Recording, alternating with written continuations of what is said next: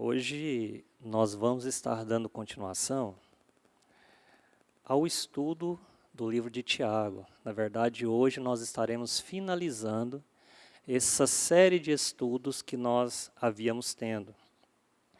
E eu gostaria de antemão de convidar a igreja a abrir a palavra do Senhor no livro de Tiago, no capítulo 5, do verso 12 até o verso 20. Tiago, capítulo 5, do verso 12 até o verso 20. Aleluias. Que diz assim a palavra de Deus: Acima de tudo, porém, meus irmãos, não jureis, nem pelos céus, nem pela terra, nem por qualquer outro voto. Antes seja o vosso voto sim, sim, e o vosso não, não, para não cairdes em juízo. Está alguém entre vós sofrendo? Faça oração. Está alguém alegre? Cante louvores. Está alguém entre vós doente? Chame os presbíteros da igreja, e estes façam oração sobre ele, ungindo-o com óleo em nome do Senhor. E a oração da fé salvará o enfermo, e o Senhor o levantará.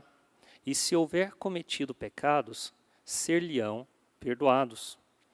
Confessai, pois, os vossos pecados uns aos outros, e orai uns pelos outros, para serdes curados.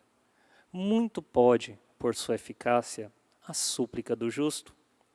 Elias era um homem semelhante a nós, sujeito aos mesmos sentimentos, e orou com instância, para que não chovesse sobre a terra. E por 3 anos e 6 meses não choveu. E orou de novo, e o céu deu chuva, e a terra fez germinar seus frutos. Meus irmãos, se algum entre vós se desviar da verdade, e alguém o converter, sabei que aquele que converte o pecador do seu caminho errado, salvará da morte a alma dele, e cobrirá multidão de pecados. Aleluias. Senhor meu Deus e eterno Pai, eu te louvo pela tua palavra. Espírito Santo de Deus, és bem-vindo em nosso meio, Pai. Fala ao coração dos meus irmãos, Senhor, conforme a tua vontade, não conforme ao meu coração, Senhor. Pai, que a tua palavra venha ser soberana e que o teu nome venha ser exaltado mais uma vez através da tua palavra, Pai, em nome de Jesus. Amém e amém. Aleluias.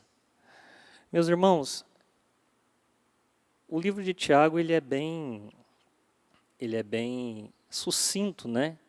Tiago ele é bem direto na mensagem dele. E ele nos traz algumas instruções aqui sobre o proceder cristão. Logo no início, no verso 12, ele diz: Acima de tudo, porém, meus irmãos, não jureis. Tiago ele fala isso porque os judeus eles tinham um costume de jurarem, de fazerem juramentos pelas coisas. Era um costume judeu, né? Eles falavam as coisas e faziam juramentos como se eles estivessem empenhando a sua palavra. E uma coisa que nós temos que entender é que qualquer pessoa que faz um juramento ou empenha a sua palavra ou precisa fazer isso, automaticamente já está te dando um atestado de mentiroso ou de não cumpridor.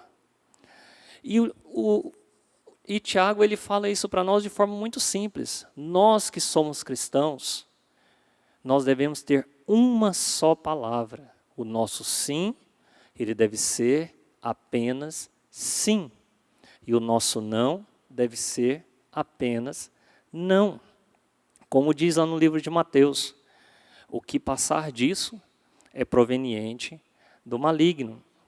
Então, ele é bem específico e cirúrgico aqui nesse texto. E nós devemos, como cristãos, principalmente nos dias de hoje, entender, né, o que Tiago ele tenta transmitir com essa palavra. E aí ele vem seguindo. Ele fala, não jurais nem pelo céu, nem pela terra, nem por qualquer outro voto. Antes seja o vosso voto sim e o vosso voto não, para não cairdes em juízo. E aí nós bem sabemos que nós não podemos jurar nem mesmo por um fio da nossa cabeça, porque nós não temos o conhecimento das coisas vindouras. Pode ser que eu dê uma palavra para o pastor hoje, eu diga, pastor, eu vou fazer isso. Mas amanhã, por algum motivo adverso, talvez eu queira fazer. Talvez eu esteja no intento de fazer. Mas por algum motivo adverso que está fora do meu controle, eu não consiga fazer. E aí o pastor vai olhar para mim e vai dizer, olha, aquele irmão falou que ia fazer e não fez. E qual será a impressão que eu, como cristão, vou passar para o meu pastor? É a impressão de alguém que não cumpre a sua palavra. É a impressão de alguém que não tem credibilidade. E nós, cristãos, eu lembro que as pessoas mais antigas, elas sempre diziam isso. O homem, ele deve ter palavra. Hoje em dia quase não se fala isso mais, até por causa da coisa do politicamente correto, né? Não pode, é proibido. Mas é verdade, meus irmãos, o homem e a mulher de Deus devem ter palavra, e apenas uma palavra. E nós devemos entender isso. E aí, seguindo, nós devemos compreender também que Tiago ele nos ensina aqui a ter insistência na oração. Lá no verso 14, Tiago diz, entre vós, há alguém que está doente, que ele mande chamar os presbíteros da igreja, para que estes orem sobre ele e unjam com óleo em nome do Senhor. Irmãos, antes de falarmos sobre o que Tiago quis dizer com isso, é necessário que nós entendamos por que de chamar os presbíteros e por que de ungir com óleo. Quem eram os presbíteros? A palavra presbítero, ela vem do grego. Aí eu não sei falar em grego, tá, irmãos? Eu só sei a transliteração latina, que é presbíteros, ancião ou sacerdote, usado no cristianismo. No Novo Testamento, refere-se a um líder nas congregações cristãs locais, com referência aos presbíteros, que no grego significa ancião, senhor. Episcopos significa supervisor. O nosso sistema de governo aqui, da Nova Vida, é um pouquinho diferenciado, mas é muito simples da gente entender. Nós temos aqui o pastor e nós temos os diáconos na igreja, que são os anciões e os supervisores da igreja. E por que de chamar essas pessoas? Porque essas pessoas eram aquelas pessoas incumbidas espiritualmente, aquelas pessoas que estavam preparadas para orarem pela vida daquela comunidade. E o porquê de ungir com óleo? É interessante essa parte, porque muitas pessoas espiritualizam o óleo, eu venho de uma tradição que você tinha que colocar óleo em tudo. Você comprava um sapato novo, você tinha que chamar o pastor e, pastor, unge aí com óleo. Você comprava um carro e tinha que pôr óleo no carro. Você comprava uma mesa nova para sua casa e tinha que pôr óleo na mesa. E aí ia. Não tem nada de errado com isso. Só que nós devemos entender bem o que significa o óleo na Bíblia. O óleo na Bíblia não é um teor espiritual.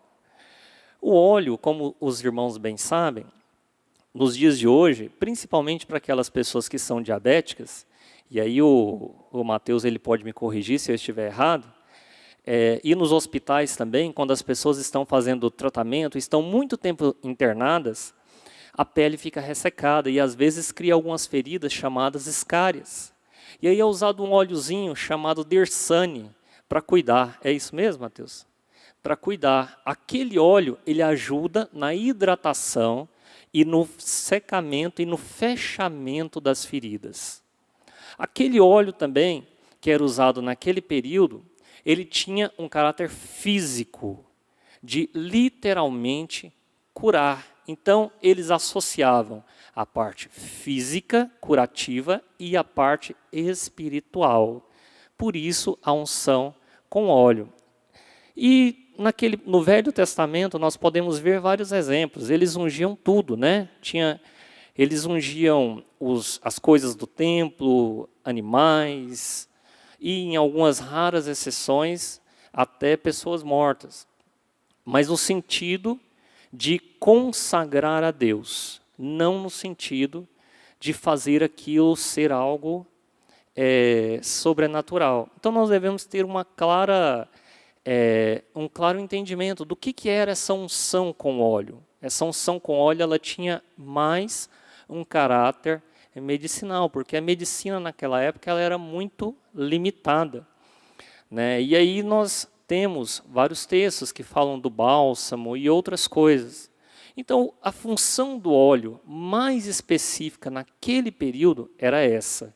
Era uma função medicinal. E até nos dias de hoje, quando nós estamos, né, principalmente nós goianos, o povo fala do goiano do pé rachado, né? Quando nós estamos aí com os pés rachados, ou com qualquer outra coisa, a gente vai, compra o óleozinho na farmácia e passa o óleozinho. E aquele óleozinho ajuda na cura e na cicatrização. E naquela época, era uma época em que as pessoas também tinham muitas feridas e coisas devido até à questão de higiene. Então é necessário que nós venhamos a entender essa questão do óleo. Então, nós temos uma grande razão para orarmos aqui pelas enfermidades. Então, entendido porquê do uso do óleo e o porquê de chamar os presbíteros, nós compreendemos que Mateus ele dá uma clara instrução. Olha, chame o homem de Deus. E o homem de Deus, fazendo uso daquilo que é medicinal, vai clamar a Deus pela cura daquela pessoa que está enferma. Era basicamente isso que Mateus queria dizer. Perdão, irmãos. Tiago. Era basicamente isso que Tiago queria dizer. É porque eu lembrei de um texto de Mateus e me confundi aqui. Mas era basicamente isso que Tiago queria dizer, né? Chame o homem de Deus, e o homem de Deus, com o auxílio das coisas medicinais, ele iria ungir com óleo. E nós vemos aqui uma grande razão para orarmos, né? A enfermidade. A oração aos enfermos, pelo que lemos aqui em Tiago, deveria ser feita pelos presbíteros ou os anciões da igreja. A igreja primitiva certamente copiou a sinagoga nessa questão, porque na sinagoga, quem tinha essa autoridade eram os sacerdotes. Então, provavelmente, a igreja primitiva também copiou essa questão. Mas nós devemos ter uma clareza. Meus irmãos, não é uma regra isso, não é algo específico. Nós devemos entender que a graça de Deus foi derramada por todo aquele que confessa ao nome de Cristo Jesus como Senhor e Salvador. E suponhamos que o pastor está viajando, o Júlio está trabalhando, não tem jeito, e eu preciso orar por um enfermo.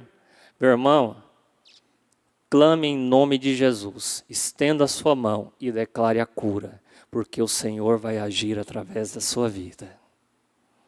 Você tem que crer nisso, você tem que crer. Você não precisa esperar, você pode clamar, porque nós não temos mais mediadores entre nós e Cristo Jesus. Nós temos um canal direto com o Senhor Jesus. Eu costumo brincar dizendo que nós temos o nosso Wi-Fi sempre ligado com o Senhor e o sinal não falha.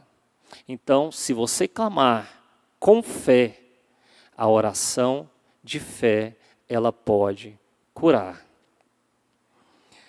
Os presbíteros, eles eram homens de grande espiritualidade. Eles eram os líderes da igreja que se ocupavam de supervisionar espiritualmente a igreja. E aí, lendo o livro de Atos, nós podemos compreender muito bem isso.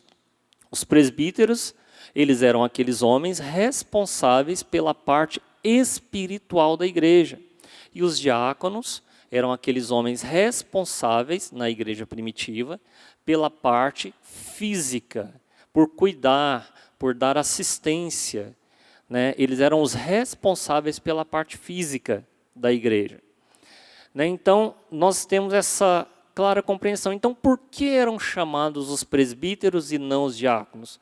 Porque ali havia uma clara separação de funções. Os presbíteros cuidavam da parte espiritual e os diáconos da parte física. Mas era proibido que os diáconos orassem? Não, não era proibido. Nós temos um claro exemplo de Estevão, diácono cheio do Espírito Santo de Deus. Nós temos um claro exemplo, meus irmãos. Não era proibido que os diáconos orassem. Eles podiam, só que isso não era a função deles. A função era dos presbíteros. Isso na igreja primitiva. A frase "para que estes orem sobre ele" aponta para a atitude tomada pelos presbíteros, que deveriam impor as mãos sobre a pessoa enferma. Entretanto, não podemos imaginar que somente o pastor tem esse poder de cura. Qualquer cristão em comunhão com o Senhor pode orar pelos enfermos. O poder não está na pessoa, mas no nome de quem oramos. Meus irmãos, isso nós temos que entender. Eu até no grupo de vida esses dias eu estava falando sobre isso. O poder não está na pessoa, o poder não está no título da pessoa. O poder está no nome de quem clamamos, que é o nome de Jesus. É de lá que é derramado a bênção, é de lá que é derramada a vida sobre nós. O poder está no nome de Jesus, não está na pessoa. Amém? Ainda no verso 14, ele nos traz uma orientação que até hoje gera uma certa polêmica. É certo ungir uma pessoa enferma? Qual o propósito da unção com óleo? Nós sabemos que esta era uma prática do Antigo Testamento, em que reis e sacerdotes eram ungidos literalmente com óleo, para ocuparem as suas funções. E, de fato, muitas pessoas hoje em dia, eu já falei anteriormente e vou falar mais uma vez, muitas pessoas hoje em dia ainda têm essa, digamos, confusão em suas mentes, né? É certo ou errado ungir com óleo? Não é errado, mas também digamos que não é uma unção mais especial. É como se eu tomasse um comprimido de placebo. Ele não vai me fazer mal, mas também não vai mudar nada. O que importa é o tratamento, ou seja, é o nome de Jesus. O que importa é o nome de Jesus que está sendo clamado. Não é o óleo, meus irmãos. E aí, a gente pode ir lá em Êxodo, no capítulo 40, do verso 13 ao 15, e diz assim, está aqui, Vini? Êxodo 40, 13, 15. E vestirás a Arão as vestes santas, e o ungirás, e o santificarás, para que administre o sacerdote. Também farás chegar a seus filhos, e lhes vestirás as túnicas, e os ungirás, como ungiste a seu pai, para que me administrem o sacerdócio, e a sua unção lhes será por sacerdócio perpétuo nas suas gerações. Então, lá no Velho Testamento, era muito comum essa unção com óleo. Mas nós devemos ter a clareza, o poder não estava no óleo. O poder era a unção que era administrada sobre a vida daquela pessoa. O óleo era aromático, devia ser muito cheiroso, era apenas óleo. Mas o poder não estava no óleo. Se uma pessoa qualquer pegasse o óleo e derramasse, não causaria efeito. Mas quando o homem de Deus, guiado pelo Espírito Santo de Deus, cheio da unção de Deus, ia lá e ungia ali era administrada a unção sobre a vida daquela pessoa. Então nós devemos compreender, o poder não estava no óleo, o poder estava no Espírito Santo de Deus, na unção de Deus administrada sobre a vida da pessoa. E lá em Juízes, capítulo 9, do verso 8 a 1, verso 8, 1, diz assim: foram uma vez as árvores a ungir para si um rei, e disseram à oliveira: reina tu sobre nós? Então, era muito comum, né, isso. A gente vê também em Salmos, né, um texto praticamente idêntico a esse. Irmãos, era muito comum a unção com óleo para administrar autoridade, mas era mais uma espécie de símbolo sobre a vida daquela pessoa. Era uma espécie de rito que era feito, mas a unção não estava no óleo. Volto a repetir, a unção estava no homem de Deus que administrava sobre a vida daquela pessoa. E aí nós podemos ver outras passagens, em que, por exemplo, homens de Deus não foram ungidos com óleo, mas receberam a unção de Deus. Nós podemos ver outras passagens da Bíblia. Então, a unção não era o óleo, era a unção de Deus que era administrada sobre a vida da pessoa. Já a unção dos profetas era dada diretamente por Deus, como uma operação espiritual. Então, nós devemos entender. Agora sim, a unção dos profetas, ela era dada diretamente por Deus. O Senhor usava os seus homens, os seus profetas, para administrarem a unção sobre a vida dos homens. E muitas vezes nós vemos, sim, os profetas usando, né, o óleo para administrarem essa unção. Saul foi ungido com óleo, né? Davi foi ungido com óleo e outros. Nós vemos na palavra do Senhor. Só que a unção era administrada pelo profeta e não pelo instrumento. Devemos ter isso bem claro. O óleo, ele era instrumento. Ele não era objeto de unção.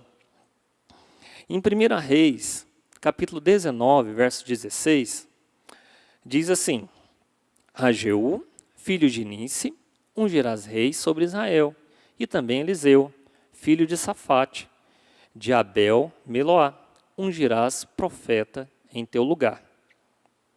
E lá em 1 Crônicas, capítulo 16, no verso 22, diz assim: não toqueis em meus ungidos, não maltrateis os meus profetas.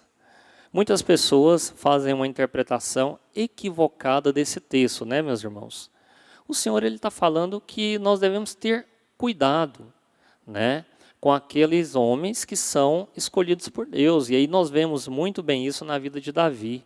Davi, ele tinha todos os motivos para matar Saul. Todos os motivos e todas as chances ele teve. Mas Davi chegou a repreender os seus soldados, porque certa vez eles queriam que ele matasse Saul, e ele teve a chance, mas ele repreendeu. Ele não quis tocar naquele que foi ungido por Deus. E o Senhor honrou Davi com essa atitude. Então, meus irmãos, nós devemos ter isso bem claro. Muitas vezes o nosso coração se enche de soberba, né? E nós nos achamos muito grandes, muito santos, e muito isso e muito aquilo. Só que nós devemos ter a clara compreensão do lugar que Deus nos colocou. E se for para Deus nos colocar em um lugar mais alto, vocês podem ter certeza, você não precisa fazer absolutamente nada. Deus vai te colocar. Apenas com a sua posição de submissão perante Deus. Deus vai te colocar no lugar mais alto. Mas não tente, jamais, fazer o trabalho de Deus, meus irmãos. Não tente. Porque isso é muito perigoso. Não tente fazer o trabalho de Deus. Nós temos muitos problemas nos dias de hoje porque muitos homens querem fazer o trabalho de Deus. E isso gera algumas coisas que não compensa nem comentarmos, né? E eu creio que todos os irmãos sabem de alguma história trágica nesse sentido. A mesma coisa é repetida lá em Salmo 105:15. A unção envolvia outros aspectos. Podemos ver que coisas eram ungidas, tais como escudos, está lá em 2 Samuel 1:21 e Isaías 21:15, o tabernáculo e seus utensílios. Está lá em Êxodo 30, 26, 29 e 40, 9 e 11. E o altar, Êxodo 29, 36. Além dos reis, sacerdotes e profetas, os hóspedes e estranhos também podiam ser ungidos como sinal de respeito. Deixando bem claro, meus irmãos, aquela unção era um sinal de respeito. Ela não fazia muita diferença, era um sinal. Eu creio que mês passado alguém saiu publicando na internet que se você não ungisse a porta da sua casa, não sei o quê, o anjo da morte ia passar e todo mundo ia morrer. Meus irmãos, as pessoas não podem brincar com Deus dessa forma. O que muda a sua vida não é a sua roupa, não é algo que é colocado sobre você, não é o seu curso, não é a sua Bíblia. O que muda a sua vida é a sua retidão perante o Senhor Jesus. O que muda a sua vida é a sua vida com Deus. É isso que vai mudar. Não é uma coisa que eu vou fazer que vai mudar a minha vida. É todo o processo da sua vida que vai ser avaliada pelo Senhor. Então, assim, muitas pessoas pensam que vão fazer uma coisa e aquilo vai repentinamente fazer um milagre mirabolante. Irmãos, não funciona assim. Não é dessa forma que Deus age. Deus procura verdadeiros adoradores, que o adorem em espírito e em verdade. Eu sempre costumo repetir isso. Deus não é agiota. Deus não é agiota. Tem muita gente tratando Deus como agiota.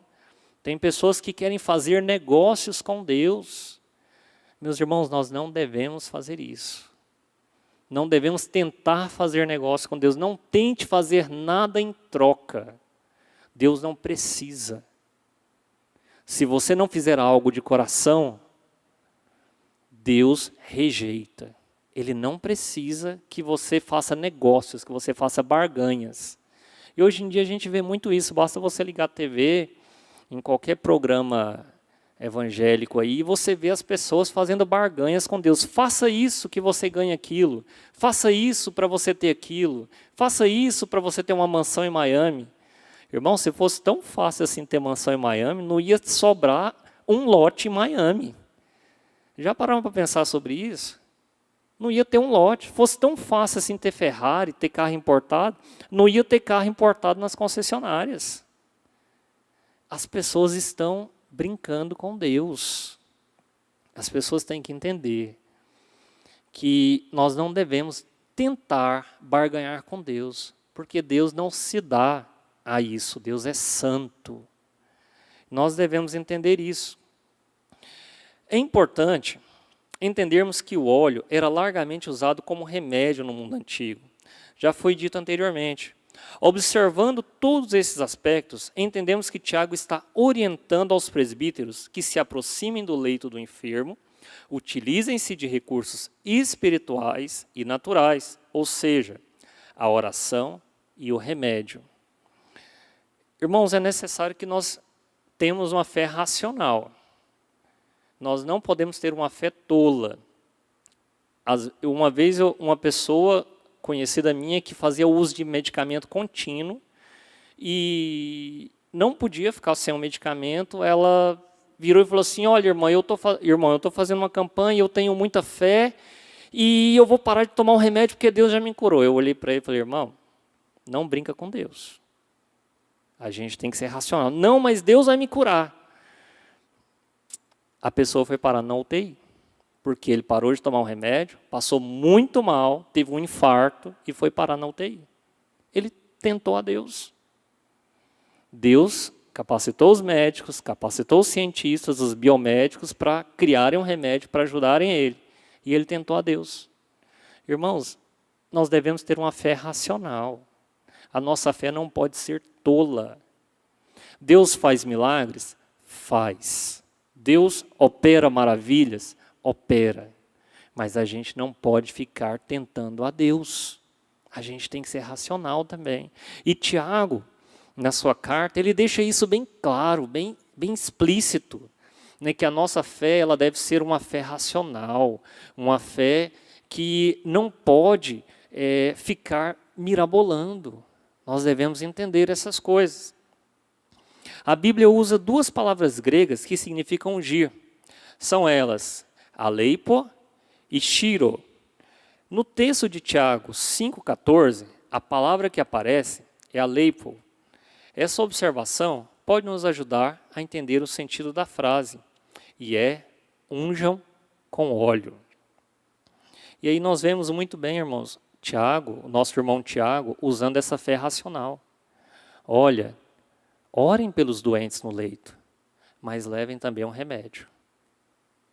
Ele usa essa fé racional. Ele não usa de uma fé tola. E aí, dessa forma, Tiago diz que o Senhor levantará. A palavra grega, egeiro, significa levantar. Levantar do leito de enfermidade. Ficar são. A expressão descrever o vigor físico renovado daqueles que foram curados. Está lá em Mateus 9, 6. Vamos ler para ver o que diz a palavra do Senhor.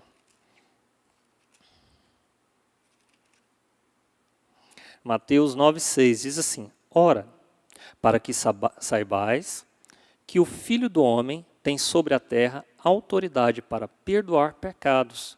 Disse então ao paralítico: Levanta, toma o teu leito e vai para a tua casa.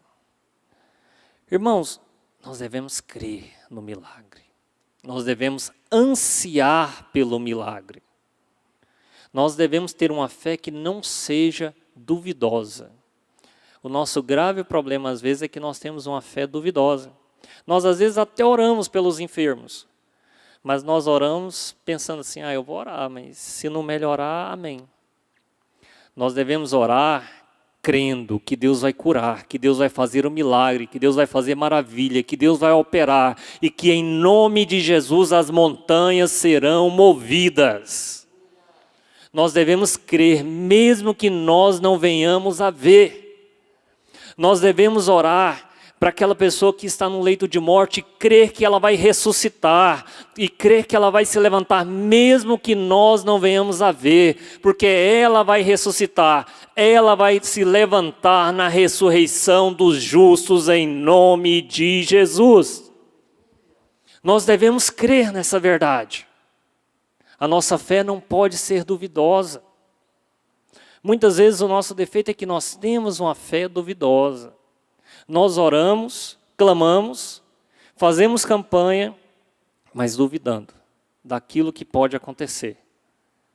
Não devemos, meus irmãos. Às vezes a gente ora e nada acontece. Mas eu ouvi o Max dizendo uma coisa aqui esses dias que assim, falou profundamente ao meu coração. É no silêncio que Deus trabalha. Não sei se os irmãos se lembram, mas ele falou essa frase. É no silêncio que Deus trabalha. Nós devemos crer. Irmãos, Deus não precisa fazer barulho. Às vezes você não vê nada acontecer. Às vezes tudo está escuro.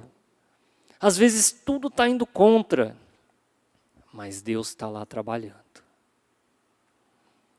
E quando você menos espera, o milagre vai surgir. É assim que Deus trabalha. Sabe por quê? Porque se a gente ver as coisas acontecerem, a gente para de dar crédito para Deus. Nós somos, infelizmente, irmãos, o nosso coração é enganoso. E às vezes a gente acha que o mérito é nosso.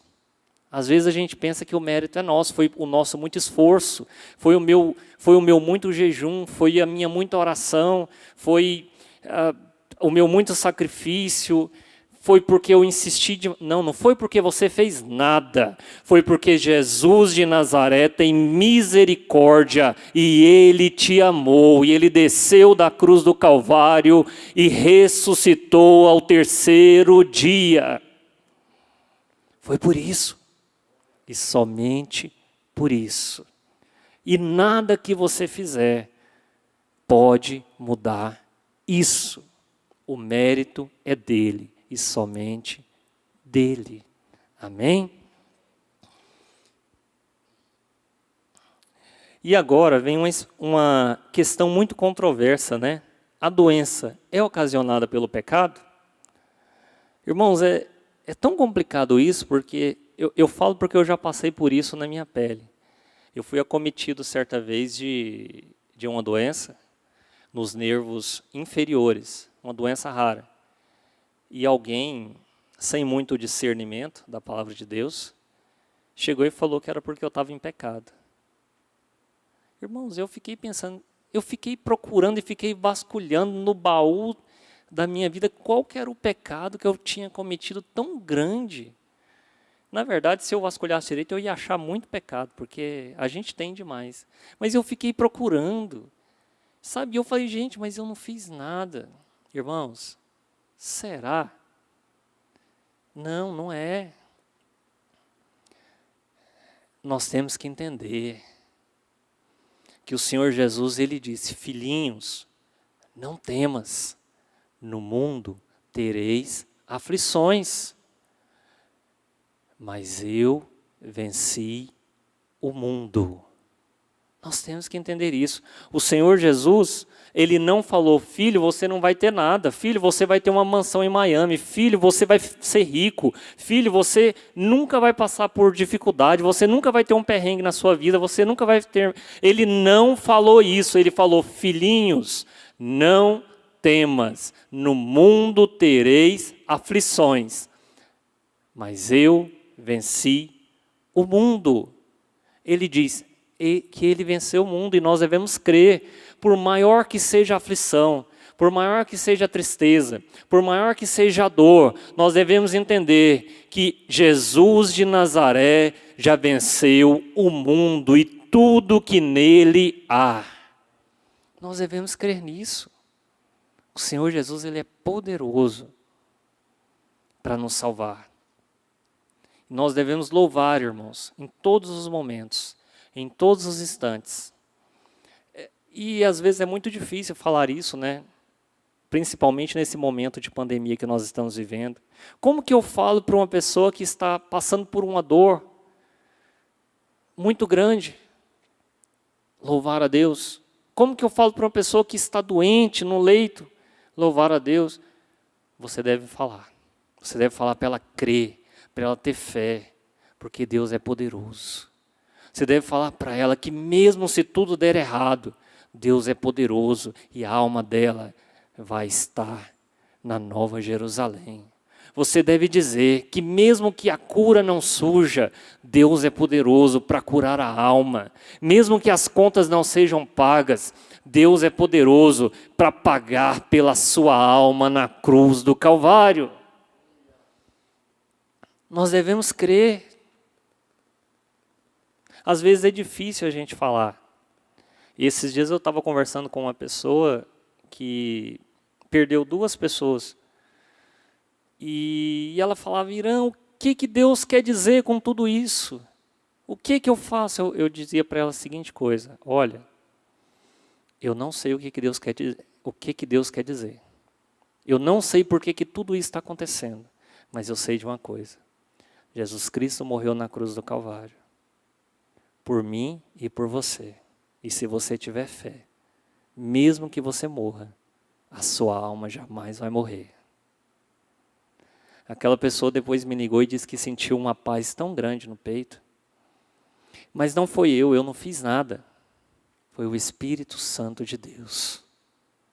Irmãos, nós devemos crer nisso. Deus é poderoso.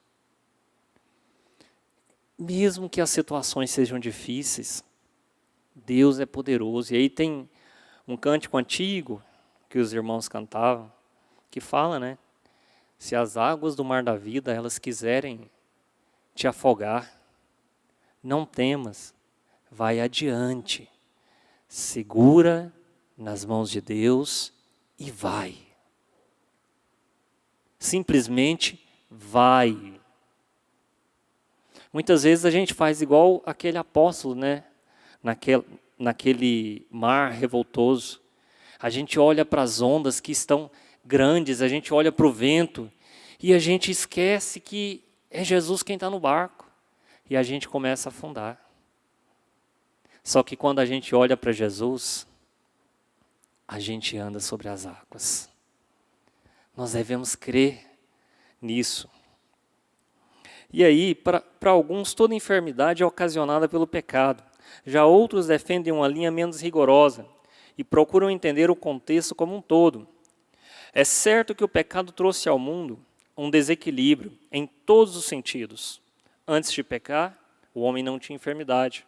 Mas a partir da queda, a morte física atinge toda a humanidade. E com isso a enfermidade é uma consequência natural. Mas será que toda enfermidade é fruto do pecado? A resposta é não. Podemos ver que Tiago tem essa visão quando ele diz, e se houver cometido pecados. Tiago segue a linha de pensamento de Jesus, lá em João, capítulo 9, no verso 2 e 3. João, está aqui? João 9, 2 e 3, que diz, e os seus discípulos perguntaram, mestre, quem pecou, este ou seus pais, para que nascemos cegos? Respondeu Jesus, nem ele pecou, nem seus pais, mas foi para que se manifestem nele as obras de Deus. Irmãos, nós devemos crer que tudo, absolutamente tudo que acontece, tem um propósito nessa terra. E nós devemos ter a visão que esse propósito é para que o nome de Deus seja manifesto. Irmãos, eu estava vendo esses dias um pastor falar na net que nunca antes tantas pessoas desviadas e não crentes procuraram igrejas. Nunca. Aí você pode me dizer, mas, nossa, precisa ser tão horrível. Irmãos, eu não sei. Quem sou eu para questionar Deus? Eu sei que almas estão sendo salvas. É somente disso que eu sei. Somente disso que eu sei. Se você me procurar qualquer outra coisa, eu vou te dizer que eu não sei, porque literalmente eu não sei. É um mistério de Deus, mas almas estão sendo salvas. Pessoas estão amolecendo seus corações de pedra, estão se achegando perante ao Senhor. Por algum motivo ou outro, mas almas estão sendo salvas. Então, meus irmãos, tudo tem um propósito nessa terra. E Deus está no controle de todas as coisas. Todas. Não é nem de uma, nem de outra. É de todas. Muita gente fala, mas os cristãos na China são torturados e não sei o quê, e os cristãos na África e no Egito. Irmãos, a igreja da China é a igreja que mais cresce na face da terra. E a igreja mais perseguida. Eles não podem nem fazer culto virtual. Você que está nos assistindo aí pela internet, sinta-se honrado, porque lá na China eles não podem. Eles não podem nem mesmo fazer culto virtual. Eles não podem carregar a Bíblia. Eles têm que decorar a Bíblia. Mas é a igreja que mais cresce no mundo. Qual é a explicação para isso? A explicação para isso é porque Deus tem um propósito em todas as coisas. E a igreja da China e toda a igreja perseguida está sendo usada para o engrandecimento do nome de Jesus. E às vezes nós brasileiros, nós falamos, né, que nossa igreja aqui no Brasil é perseguida e não sei o quê. Nós somos muito dramáticos. Irmãos, nós não sabemos o que é perseguição. Nós não temos noção do que é perseguição. Nós não temos sequer imaginação do que é perseguição. A gente acha que porque fecha uma igreja devido à pandemia, não está perseguindo, não. Nós não sabemos o que é perseguição, irmãos. Nós não sabemos o que é morrer pelo nome de Jesus. Nós não sabemos o que é isso. Nós brasileiros somos muito dramáticos, nós cristãos brasileiros. E nós devemos olhar mais para Jesus e entender que o nome do Senhor deve ser louvado em todas as coisas. E aí, para finalizar, a grande lição que esses versículos nos ensinam é que um homem justo e reto pode fazer grandes coisas para Deus. Geralmente temos a tendência de querer que alguma coisa sobrenatural aconteça conosco. Talvez que o chão trema, ou que possamos ouvir uma voz suave sussurrando no ouvido, ou quem sabe uma mão invisível na cabeça. Eu lembro quando eu estava recém-convertido, eu li aquele livro, Bom Dia Espírito Santo. Irmãos, eu ficava imaginando que o Espírito Santo ia me jogar da cama, que eu ia andar na rua e os carros iam parar e as pessoas iam começar a falar em línguas, e que eu ia andar na rua e do nada eu ia estender a mão para alguém que estivesse lá no chão pedindo esmola e aquela pessoa ia se levantar e ia largar o vício. Nunca isso aconteceu. Mas aconteceu de outras formas. O Senhor fez a sua obra. Irmãos, nossa imaginação é muito fértil. Às vezes a gente quer que Deus faça coisas que Ele nunca vai fazer. Porque não é assim que Deus trabalha. Deus trabalha no silêncio. Simplesmente assim. Eu lembro quando, há mais ou menos uns 15 anos atrás, eu servia no corpo diaconal e chegava um homem sempre bêbado na igreja, trêbado, trocando as pernas. Roupa fedida e tal. E eu, naquela época, irmãos, era muito jovem, mais jovem ainda, né? Eu sou muito jovem ainda, por sinal, mas mais jovem ainda. E eu não sabia o que fazer. Porque aquele homem literalmente atrapalhava o culto e deixava o pastor sem paciência. Eu não sabia o que eu fazia. Até que certo dia, o que eu fiz? Eu aprendi. Eu não tenho que fazer nada. Eu segurava, ele queria ir para a igreja. Todo domingo, eu segurava no braço dele, sentava do lado dele e falava, amigão, beleza? Beleza. Vamos assistir o culto comigo? Vamos. E continuava firme no braço dele. Ele queria levantar, eu firmava aqui e ficava. Isso foi mais ou menos uns 2 anos ali na igreja. Hoje aquele homem é um dos pastores da igreja. Não foi por minha causa. Eu não fiz nada. Eu só sentei na cadeira. Quem fez foi o Espírito Santo de Deus na vida daquele homem. Ele estava bêbado, mas o Senhor estava falando no coração dele. O Senhor estava falando. Irmãos, a palavra de Deus nunca volta vazia. E aí, uma coisa que eu gostaria de frisar antes de finalizar, é que no livro de Tiago, ele fala que nós devemos nos confessar uns aos outros. A confissão é algo que está entrando em desuso nos dias de hoje. A confissão de pecados entra em desuso, meus irmãos. As pessoas não confessam mais esses pecados. As pessoas têm vergonha de pedir perdão. E Tiago deixa isso bem claro, que é necessário que isso aconteça. E ele fala, né, que os anciãos da igreja, através da oração e da confissão de pecados, eles podem até perdoar pecados. Irmãos, quem fala isso não sou eu. Quem está falando isso é Tiago. nós devemos retomar essa prática esquecida de alguns anos atrás. Para aqueles irmãos que são um pouquinho mais antigos na fé, eu sou de uma igreja que quando alguém fazia alguma coisa, a pessoa pedia publicamente para se confessar. Era público, irmãos, não era no gabinete, não era público. A pessoa pedia publicamente e se arrependia e chorava. E toda a igreja orava por ela. Era público. Hoje em dia as pessoas pecam, não se confessam, e se o pastor ou um líder ainda exorta, ela ainda fica chateada. Não estou dizendo que nós temos que voltar a alguns anos atrás, mas nós devemos retomar alguns conceitos que a palavra do Senhor traz. E a confissão de pecados é um deles. Irmãos, onde não existe arrependimento, onde não existe confissão, não existe perdão. E se não existe perdão, é impossível existir salvação. Não tem como. Aí você pode me dizer, Irã, mas você está dizendo que eu não vou ser salvo? Eu não estou te falando nada, quem está dizendo é a Bíblia.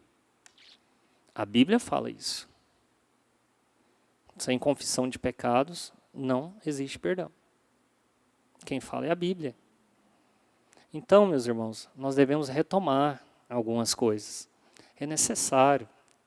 Mas, é claro, o ato de confessar, ele é um dos atos mais difíceis na vida do cristão. Porque você tem que abrir mão do seu ego, do seu orgulho, de uma série de coisas. Mas é o ato mais nobre que um cristão pode fazer. É o mais nobre, meus irmãos. E qualquer pessoa, quando confessa e se arrepende, ela tira das costas dela um jugo muito pesado. Amém? E aí, meus irmãos,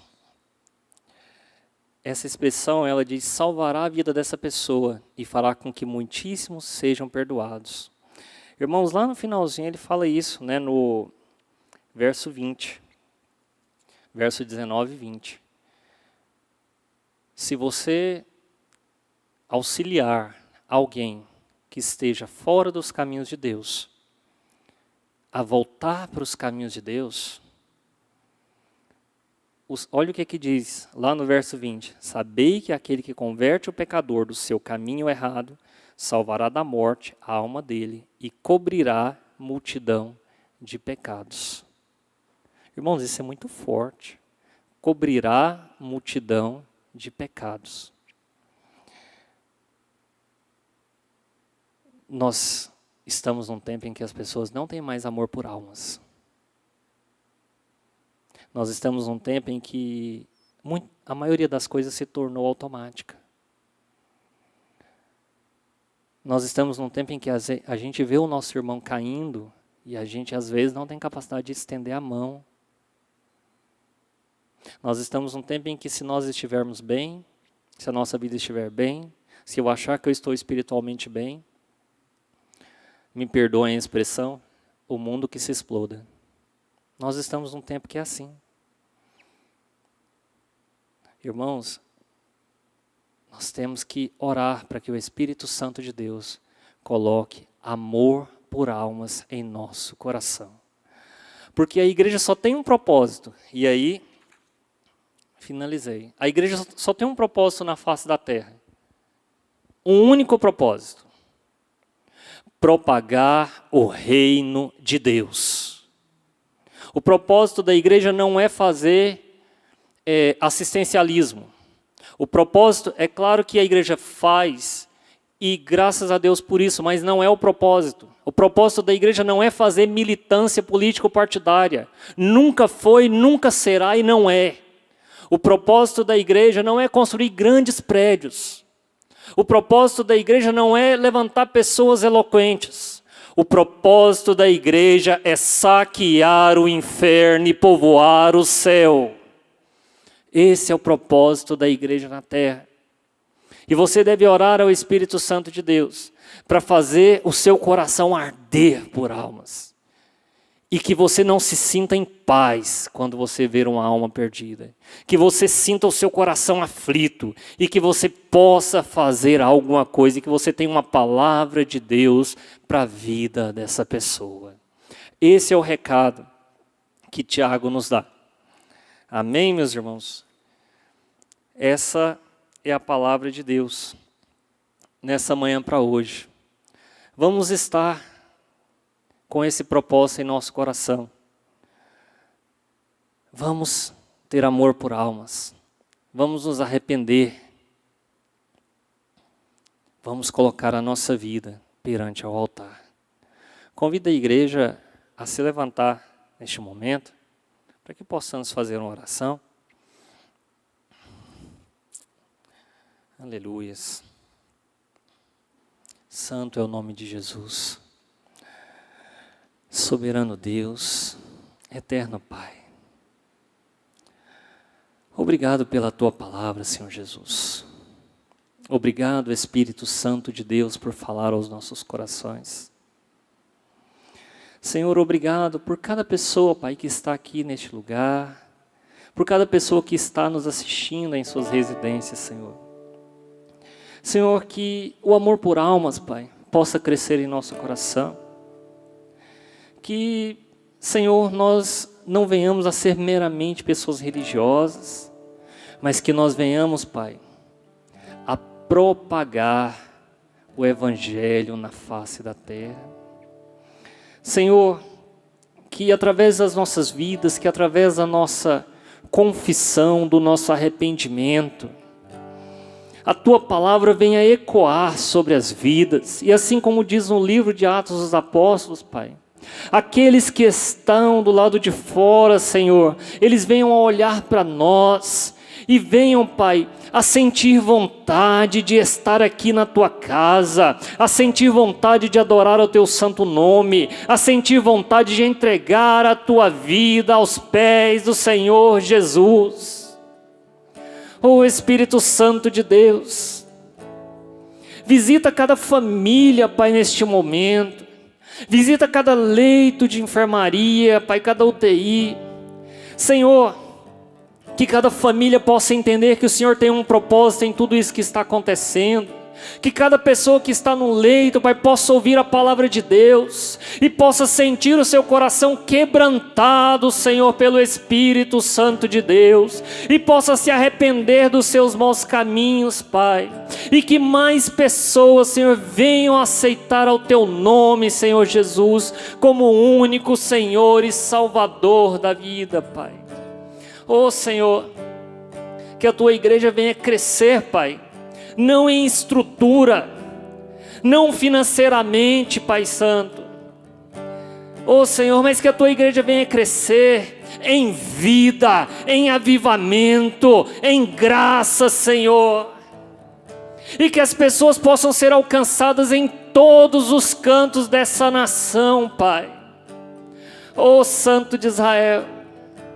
E que assim como diz Tiago, Pai, que nós possamos, Senhor, ter autoridade, e que nós possamos estender as nossas mãos e declarar cura sobre as vidas, Senhor.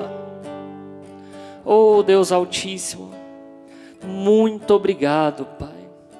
Eu te louvo e te agradeço pela Tua palavra, Senhor, e que somente o Teu nome, Pai, e tão somente o Teu nome, venha a ser exaltado na Tua casa, em nome de Jesus.